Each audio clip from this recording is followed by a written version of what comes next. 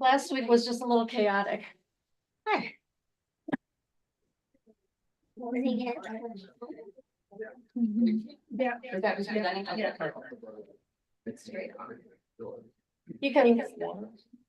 You can sit at the table if you want to.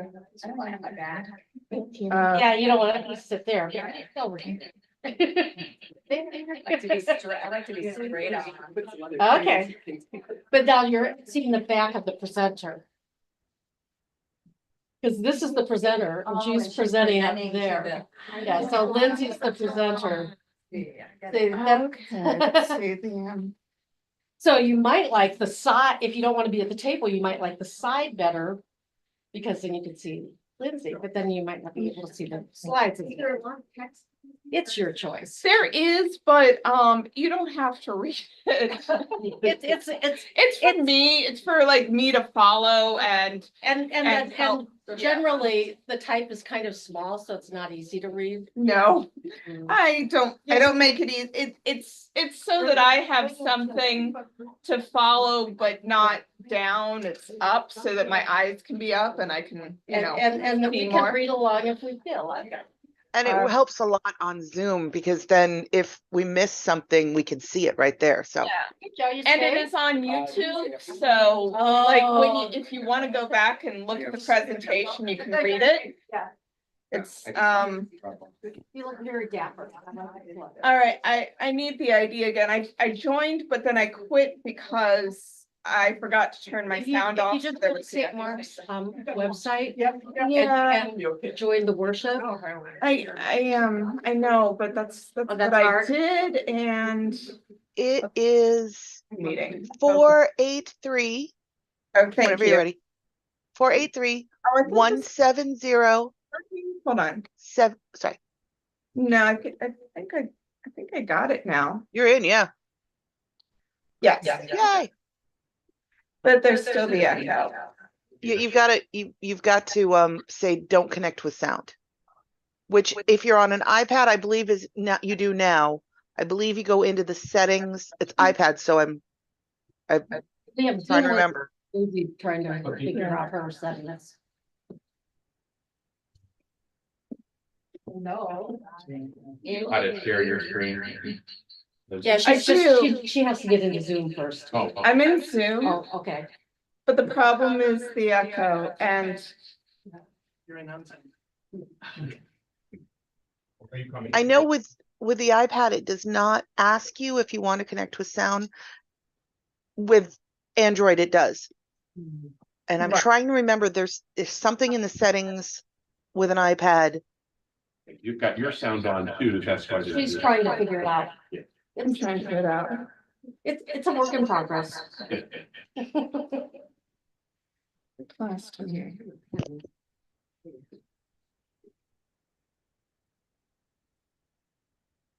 I'm just going to shut these doors.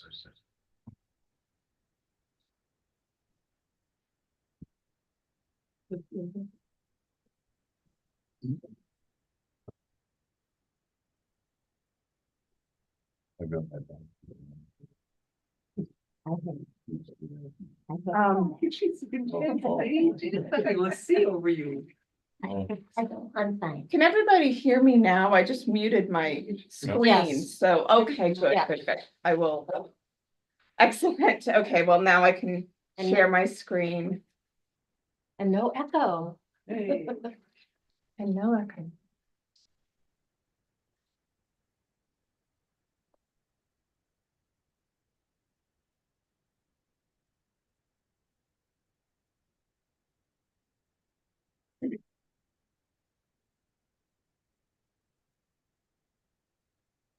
There we go.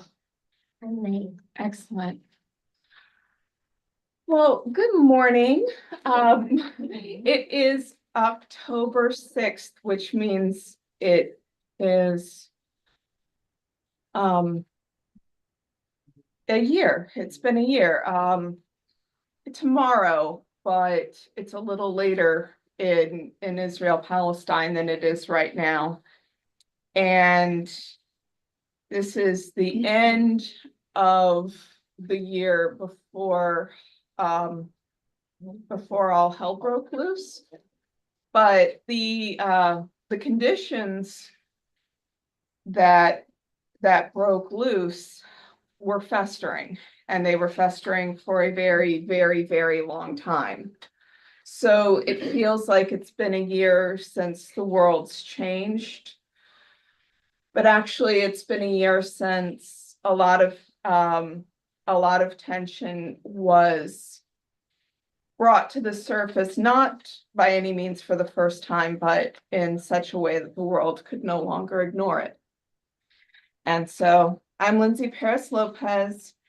And last week we did not go around the room and introduce ourselves, and I regret that, and I would like to do it this week. So if we could go around and just everybody say their name, and that would be great. So I guess we'll start with May. So I'm May Anstey. And I'm Joyce Fletcher. My name's Molly Soy. Edna Harrington. Bill Francis. Beth Yemko. John Miller. Jan Miller. David Martin. LB Norton. And then we'll go, Martha Langdon. all right. Jane Stolershow. John Shaw. Sheila Fletcher. Andy Waters. Amy Waters. Wonderful. I'm really glad that you all could be here. I would have liked to ask you to share something. There's just so much to get to, so I made that introduction part a little bit short and sweet. I hope that in this space, not just today, but through adult formation throughout the year, we can really come to know each other. So I want to start opening in prayer. So, O God of Abraham, father of many nations, from whose lineage came Jews, Christians, and Muslims, help us to remember that we are all sisters, brothers, and siblings in one human family, and that all rivalry, therefore, is sibling rivalry. We cannot harm our siblings without the pain returning to our own souls. But when we show compassion, empathy, and kindness, we drink from the same fountain of blessing that we pour onto others. God, you are love. You call us to love one another, to bless one another, and leave the cursing to you. But the only curse of love is the remorse that breaks our hearts open when we recognize that the ones we have despised are truly our siblings. And when our hearts break open, you can heal them. So mend our broken hearts that we may truly love each other and recognize each other for the family that we are. Bless us to magnify your love and be the blessing to the world that you have called each and all of us to be. Amen. That's beautiful. Thank you.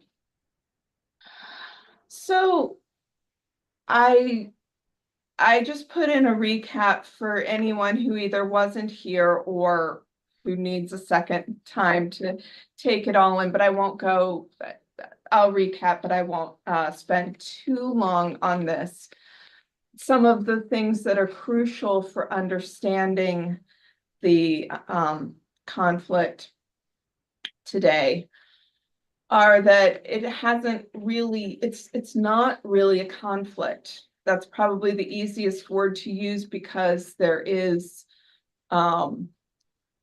certainly animosity on both sides, but there is not equal power on both sides. This has never been a symmetrical conflict between two equal powers. It has always been the continual expansion of a nation state. The people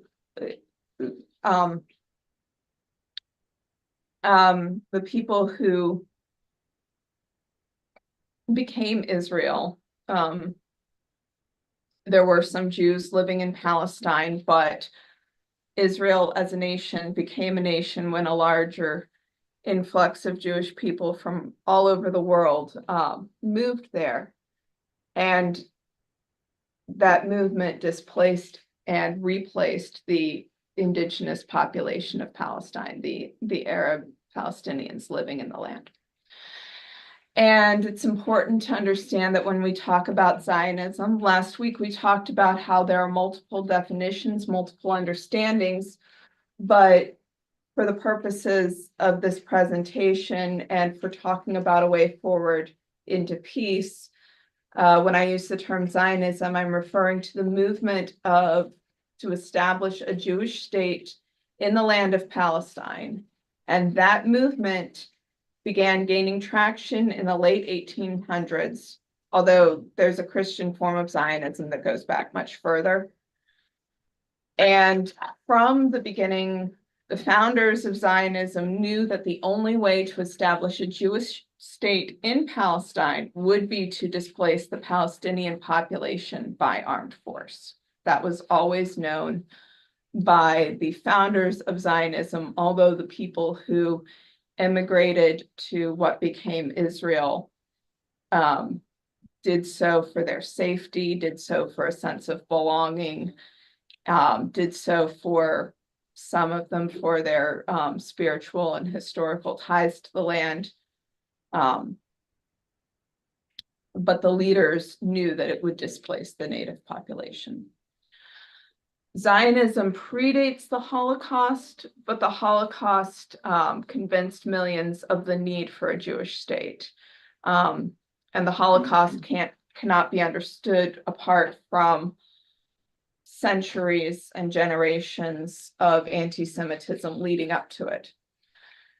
Nevertheless, Jewish security was not the only driving factor of the creation of Israel. The creation of Israel could not have happened without Great Britain and European powers becoming convinced of the convenience of having what they considered a civilizing Western force in the Middle East. So there was anti-Eastern or Orientalism and Islamophobic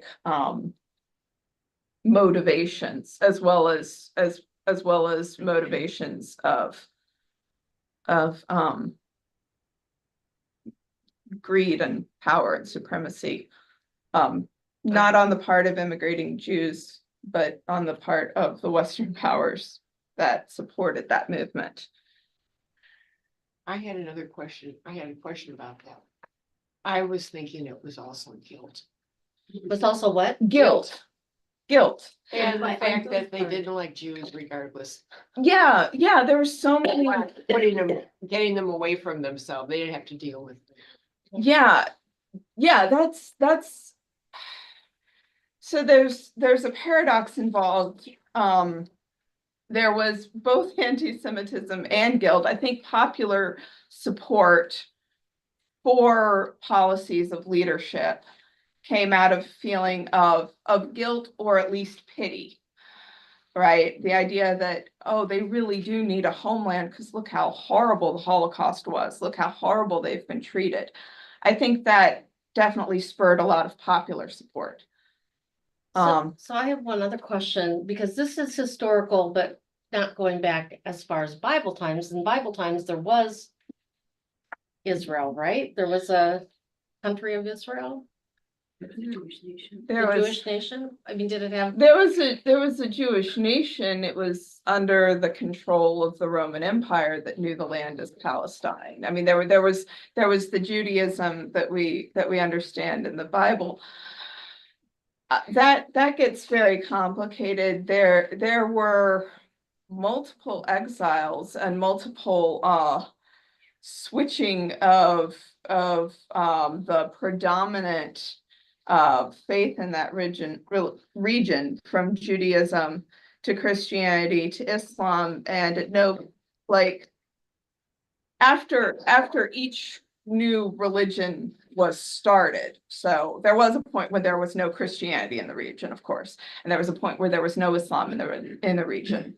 But after each religion was started, there was never a point in which there was not some representation of each Abrahamic tradition in the land. But in the Bible, when it talks about the promised land, I guess Well, that's all the way to It's the New Moses Testament. getting out of Egypt. That's, yeah. and then So later on, so where, then they so go what is through a the long promised period land? before they even get to deciding that they want a king and establishing David. See, there's so many Right, different But- stories Right, through history. I'm just feeling like, I- feeling like my old fashioned Bible had Israel on the map. I understand. I will get more into that more in the end, but right now, what I'll say is, the promised land that we understand as Israel in a spiritual, religious sense. We get that idea particularly from the story of the Exodus. I mean, that's kind of the origin of that idea. The Exodus is kind of the origin founding story of Judaism, and then Genesis is kind of like a prequel to that. And the Exodus is the story of a mixed multitude. The Hebrews, the term Hebrew comes from Hap-eru, which means mixed multitude, of all the slaves that went into Egypt and then formed an identity in the experience of being enslaved and then being liberated by God and through Moses and taken across the Red Sea, taken out of slavery into a land that God showed them, and then given the Torah on Mount Sinai. The experience of a marginalized people coming together in liberation, that's basically the founding of Judaism. So when we think of that experience, what we really see in that is God's love for the marginalized and God's love for the oppressed. And that I will get to again at the end. But I think that's critical and crucial to everything we're talking about, that what we consider a promised land is a land that can be a home to those who experience depression. So there's some irony in the history that has unfolded after that, but I think that's incredibly important. All right, so the modern state of Israel was born out of many things, but very much included in that is European imperialism, basically. The idea of Jews being kind of a problem and a scapegoat within Europe, but being, European enough to, if you are, if you're an outpost in the Middle East, then you can represent the interests of Europe there. That was a part of it.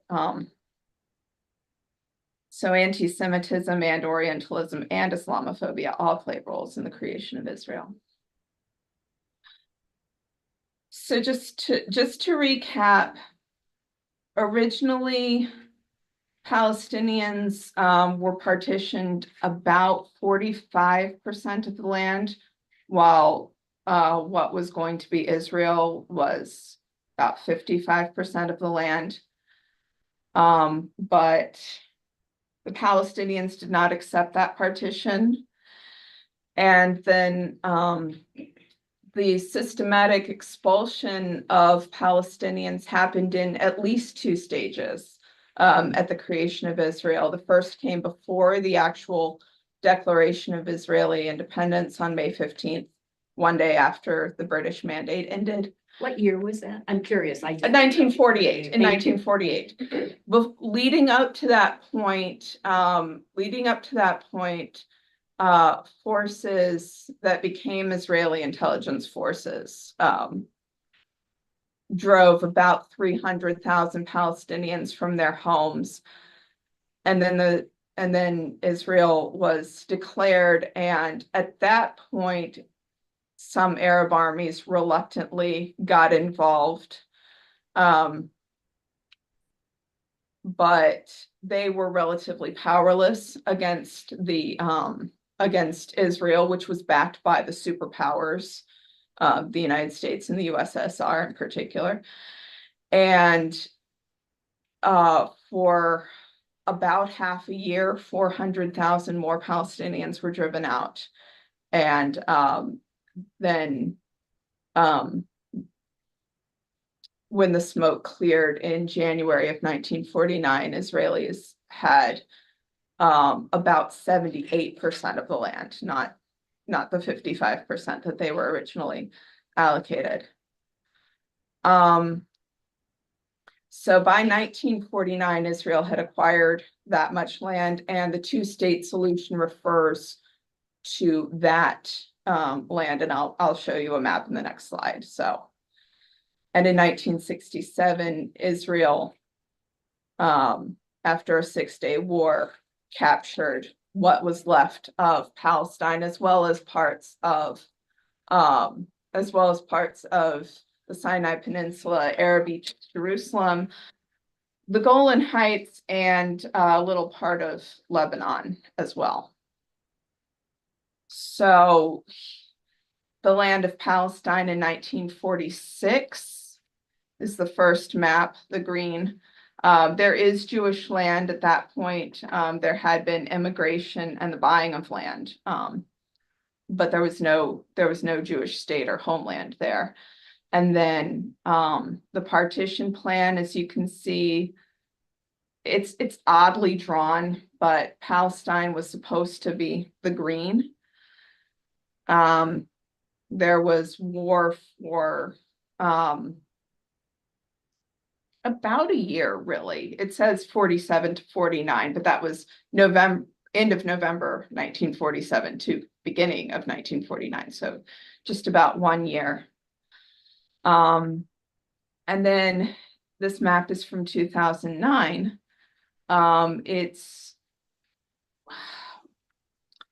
So today,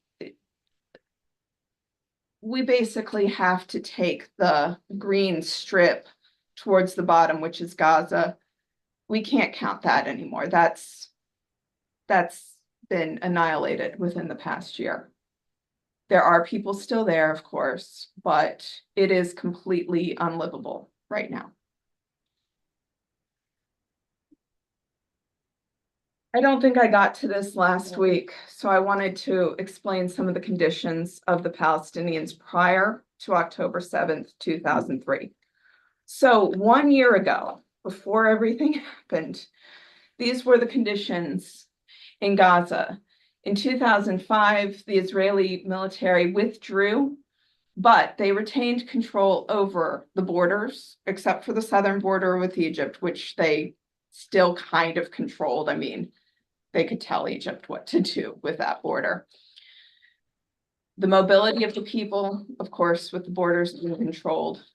The water, electricity, and resources were all controlled by Israel decades prior. I mean, even before the complete blockade, which is basically what happened after Israel withdrew.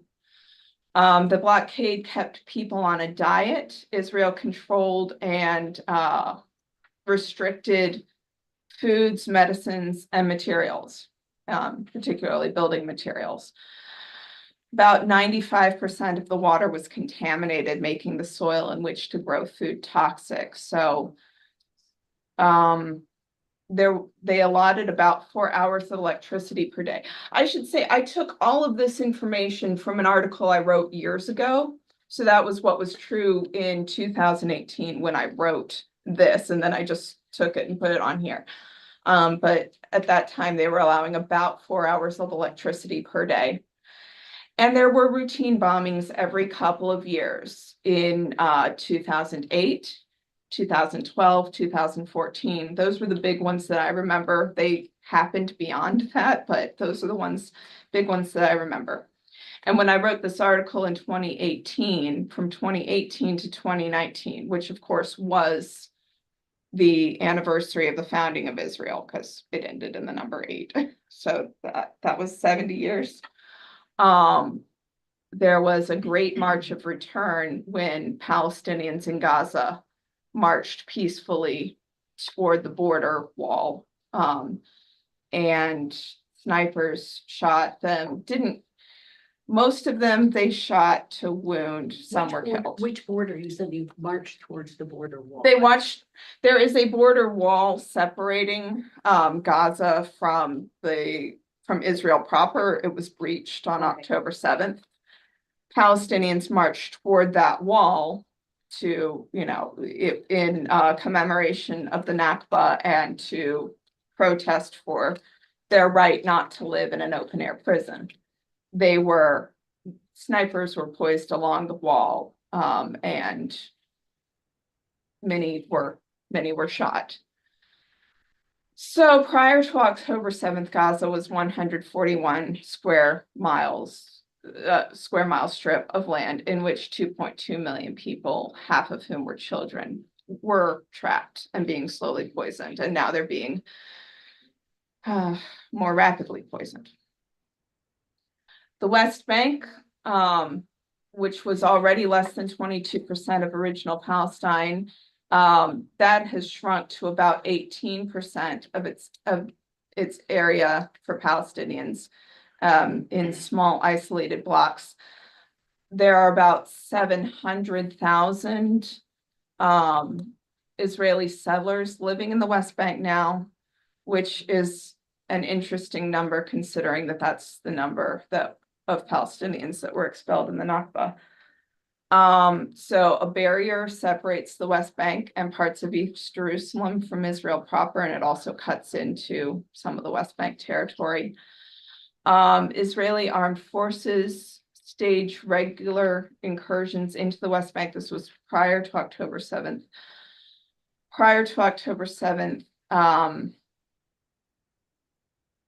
over 200 people, Palestinians in the West Bank, were killed before October 7th. So when people say it began on October 7th or there was a ceasefire until October 7th, that's not true in general, but it's especially not true when you consider Palestine as a whole entity. If you say there was no violence in Gaza prior to October 7th,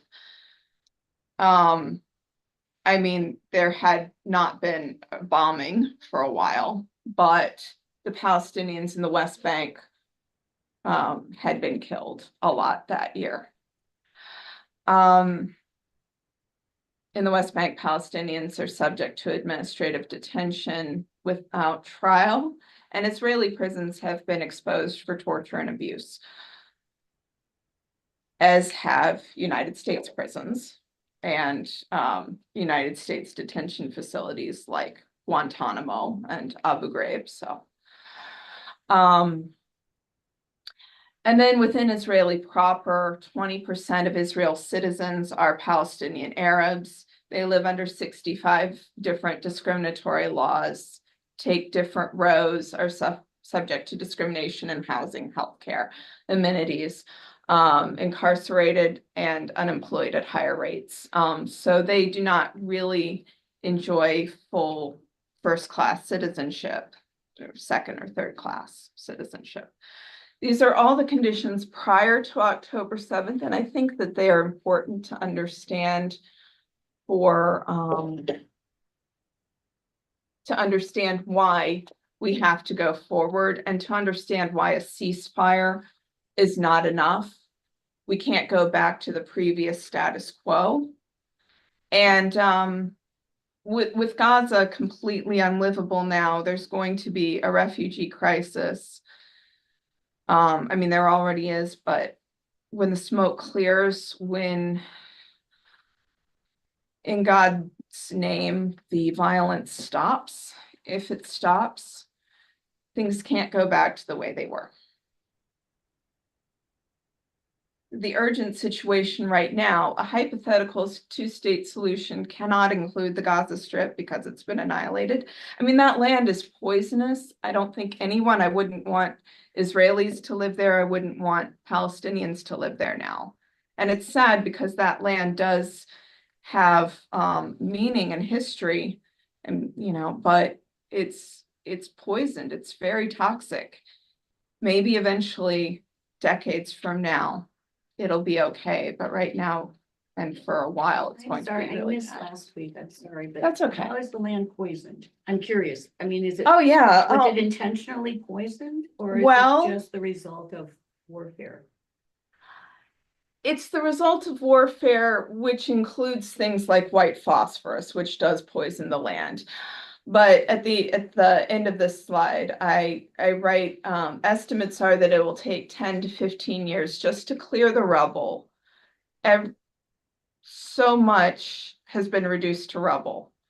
The hospital system is completely decimated, although whatever structure is still standing is used to shelter people, but People are still there. people are still in Gaza. Yeah.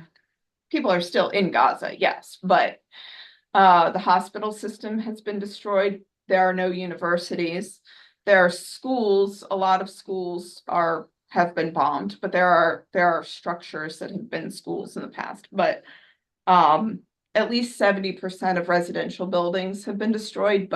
And that's I don't even remember when those numbers are from. I mean, when I look up destruction in Gaza, sometimes I get an article from, January. Sometimes I find an article from June, and it's like, I cannot keep up with how much destruction. And if there hasn't been a recent article on that, it's because the world is occupied with other things like the expansion into Lebanon.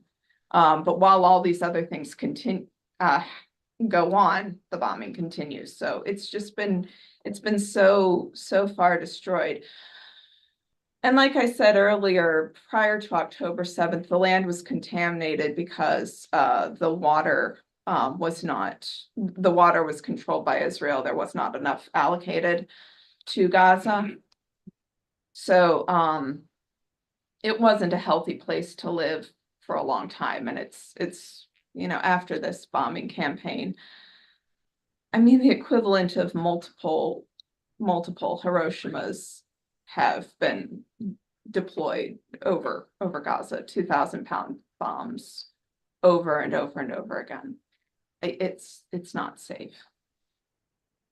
The official death toll is over 42,000. The Lancet Journal has conservatively estimated 186,000 dead, not only from direct hits, but from hunger disease. And the death toll is likely much larger. And according to the Gaza Media Office, 902 families have been completely wiped from the registry, no surviving members. 1,364 families have been reduced to a single member. 3,472 families have been reduced to just 2 members. I think that article was from October 3rd. Israel has expanded its assault into the West Bank and Lebanon. Hezbollah in Lebanon started firing rockets in protest of what was happening in Gaza, either on October 7th itself or on October 8th. So it's been going on a long time, but that did displace Israelis who had to move from their homes. But if there were any casualties from that, it was extremely limited. The Israeli security system prevented most casualties, but now it has gone into Lebanon and it has destroyed parts of southern Beirut. Over 2,000 people have been killed. And Iran recently launched about 180 missiles into Israel this past week. They say that they aimed at military targets, but military facilities are within Israel, embedded within society. They're not separate. And these are small pieces of land we're talking about. So Israeli military facilities have residences and schools around them. Schools have been hit, but Israel reports that only 2 civilians have been wounded by shrapnel. That's all we can, that's all we know of. There have probably been more that have been reported. Israeli leaders are calling for a full-scale attack on Iran, which could lead to nuclear war. That's the I mean, that's what's really, really scary. We need an arms embargo, ceasefire, negotiations, and honest peacemaking now more than ever before. So that's how dire the situation is. I have seen one potential solution that seems like it has thought of everything, but this came before October 7th. This was in the works. So of course the conflict and the animosity and the unsustainable situation has been going on for a very, very long time. And thank God there have been peacemakers on all sides who have managed to come together. So A Land for All is a coalition of Jews and Palestinians who have come up with a vision for reconciliation and sharing the land. They acknowledge that whether the land between the Jordan River and the Mediterranean Sea is called Israel or Palestine, both Palestinians and Israelis have historical and spiritual ties to the land that cannot be severed. And they recognize the difficulties of both the 2-state and the 1-state solutions. And I really should have put at least this slide in, so that when I click it shows different things, because I shouldn't have shown what I think about it. But I want to see what other people might think about a 2-state versus a 1-state solution. Can anyone think of any pros or cons that you can see in either a 2-state or a 1-state solution? Can I just ask a question? So has this coalition met since last October 7th? I have seen YouTube videos with members of the coalition speaking to this since October 7th. So I don't know if they met as a dialogue group, but there have been presentations of this vision to the public since October 7th. I don't know if they've met again to say, oh, well, in light of this, we need to tweak some of our response. I don't know if they've done that, to be honest. So difficulties of the 2-state solution. The most obvious one is that Palestine right now, or what could become Palestine, is carved up into tiny pieces inside of Israel. And settlements have taken most of the West Bank, and Gaza is completely destroyed. So what is left for a Palestinian state? Saying that Israeli settlers need to move back to within the Israel proper, the 48-49 area, and leave the West Bank to Palestinians. That's much easier said than done, especially since settlers who move into the West Bank feel very strongly about taking that land. Usually the people who move there are people who feel very strongly that this entire land should be Israeli Jewish land. So some of the most stringent in that position. So that makes it very difficult. On the other hand, is it possible for Israelis and Palestinians to become one people in the midst of so much hatred, violence, and division? And especially if they base their identity on not being the other, which is something we all do. We all base our identity to an extent on being different from the ones we don't want to be. I mean, political divisions, all kinds of divisions do that. So it's a human thing to do. Is a single state ideal? Is it or would it just not work? Do you have any opinion on whether one or the other situation would make it more easy for Jerusalem to once again be a mixed city, cosmopolitan city, all different kinds of people? Yeah. Okay, that's definitely in here, so I'll get to that. The Land for All coalition proposes 2 states, 1 homeland, with Jerusalem as the shared capital. And they mentioned that a shared capital is unusual but not unprecedented, and they mentioned other nations that share a territory as a capital. I did not write that down, so we can look that up later, but it's not unheard of. But the idea of sharing Jerusalem, not dividing it and letting it be what it is to so many people of faith from all over the world, that was definitely a component of this. So their tenets are independence. Israel and Palestine will be 2 independent sovereign states with full control over their territory, with border drawn according to the June 4, 1967 lines. Both states will be democracies, law, equality, liberty, respect for human rights. There would be mutual respect and recognition,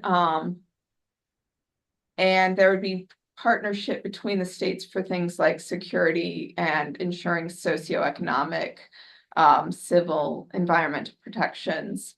The shared superstructure will allow the 2 states to work together in areas requiring collaboration and individually on matters they decide are better run independently.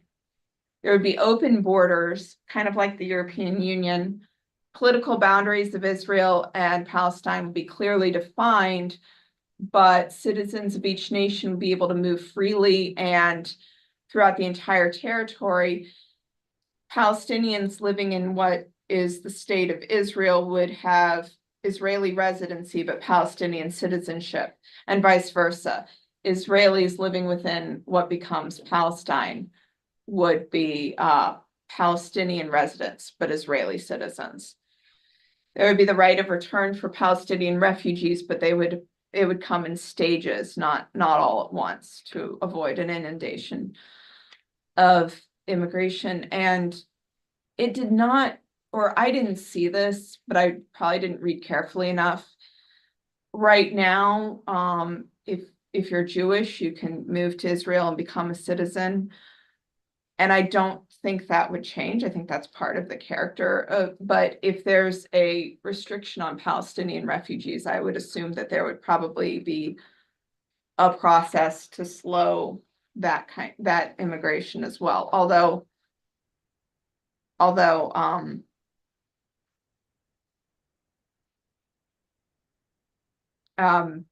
yeah. Jerusalem would be a shared capital, like you said, and there would be shared peripheral security. So that's the idea of the one 2 states, 1 homeland solution. That seems really great, but it also seems like really. If we, Pollyannish.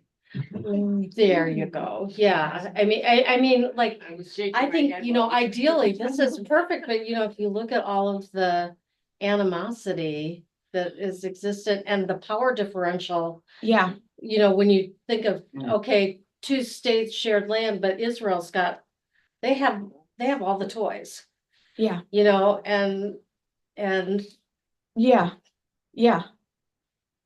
Yeah, A 1-state solution is probably going to happen, maybe more in not our lifetime, but in this young lady's lifetime, just simply due to demographics. It's that simple. I mean, The Arab population will eventually overpopulate the Israeli population within Israel, and that it will is, be. well, that is true. But at the same time,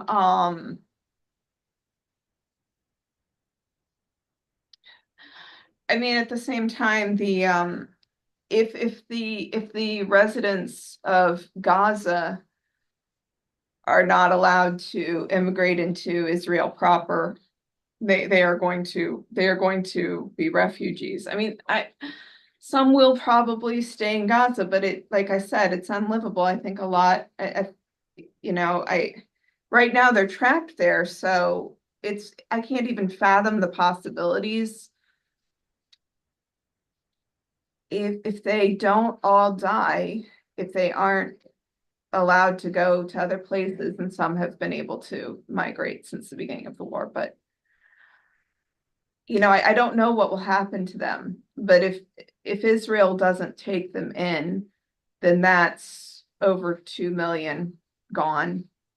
And I mean, that's the hostility in the West Bank, I think, has increased for that reason. I think you're right, but I also think that Israel is very reluctant to accept that. And Well, that's why it'll take a long time. yeah, go ahead. Yeah. Why don't other countries in the region, like Egypt, for example, why don't they accept the refugees? I mean, they're of the same faith, right? I mean, Palestine is mostly Muslim with a Christian component as well. So yes, I mean, as are the countries in the Middle East surrounding. So Right. yes, but I want to add to that, because what comes to me is the fact that Egypt closed the borders. Now, is that because Egypt is such an ally of the United States? I don't understand, Egypt closed the border so that the people in Gaza, even the children, were not allowed to cross the border. So why, explain to me why that was, and I would, anyway. What immediately comes to mind is why do we close our borders to immigrants from Mexico and Venezuela and Latin American countries that our policies have destabilized? And we can't say, why don't they take a bunch of immigrants when we are terrible on that ourselves? And I'm not saying that you don't But already my know that, understanding is but that we do take in immigrants. We want them to come in an orderly fashion. well, I mean, I'm just repeating what the Right. government says. okay. Egypt closed the border, period. Yes, Egypt closed the border. Israel has throughout its existence, especially at its founding, driven the Palestinians from the land, and they have never been able to return. The Palestinians who were expelled during the Nakba have never been able to return to their homes. Okay. So Egypt knows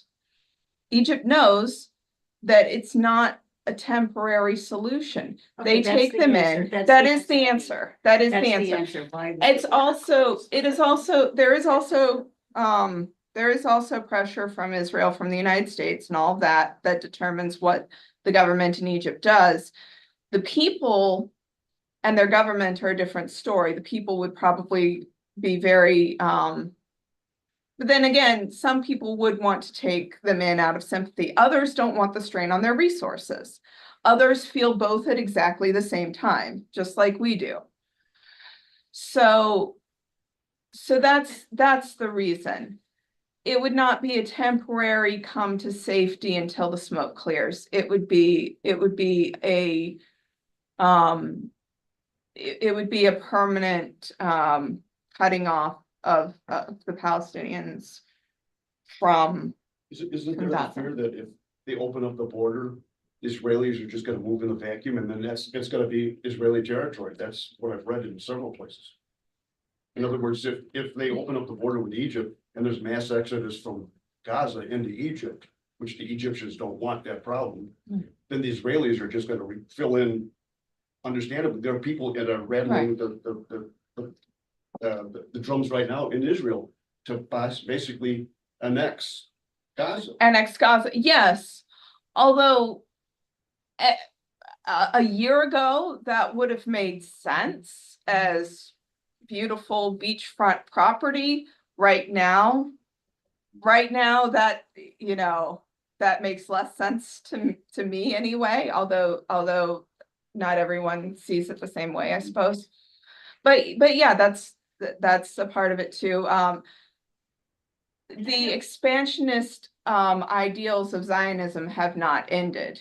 They do still want more land, and that's part of what's going on in Lebanon, although the rocket fire into northern Israel since the beginning of the Gaza assault provides a pretext. But the idea of taking more land, I mean, Israel occupied Lebanon for a long time and still occupies an area called the Sheba Farm. So the expansionist ideas of a lot of people in Israel are still going on, so.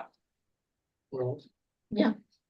If Gaza is not livable to combat, what makes Israelis have the idea that they could occupy an area that's not livable? That's what I'm saying. I don't know if they still think that. I just don't know. I don't know if they still think that they can live in that land. I mean, it would be so dangerous, and that's part of why so much of this is baffling to me, because I understand the sentiments, and I understand like the very worst impulses that make people want to acquire the land by any means necessary. And I understand that a lot of Israelis felt very unsafe before and after October 7th. I understand all of that. But I don't understand if some of them still want to live in Gaza. That baffles me right now, given the conditions that it's in. Yeah, I honestly don't know. Maybe some of them think the rubble can be cleared faster. Maybe some of them think it won't take much to rebuild. But from estimates I've heard, and those come from Norman Finkelstein. You can look him up. He's an expert on the Gaza area. It'll take that much time to clear the rubble, and so. Well, for heaven's sakes, all you have to do is take a look at what's going on in the Helene territory in this country. I can't hear what. The Hylene territory. Helene, the hurricane. The The hurricane. hurricane. It's, we went through Charley in Florida, and it took at least 5 years to get most things restored. And in some cases it was 10, and and then you have to take a look at how long did it take to rebuild cities like Berlin and so Berlin, exactly. And after World War II. I mean, Yeah. it was took 10, 15 years, 20 years. and Yeah. you had to have huge assistance for you to make it possible. Well, if we go back to your opening prayer about sibling rivalry, it just seems like it's hard, like some siblings find a peace and others just battle forever. Yeah. And it feels like these are those siblings. Yeah. Yeah. They are. I don't think the Zionists are gonna give up, ever. I think, okay, so Laura needs to go. Church will start in 5 minutes. Sorry. But And we haven't solved the problem? No, oh my gosh. I think that the solution that they came up with, it just gives me hope that people sat down together and thought that through and wrote it down. That gives me hope. I think we should talk about that. I will thank you so much, Laura. Thank you all. Next week will be awesome too. It won't be me though. All right. Thank you. I'm gonna go ahead and stop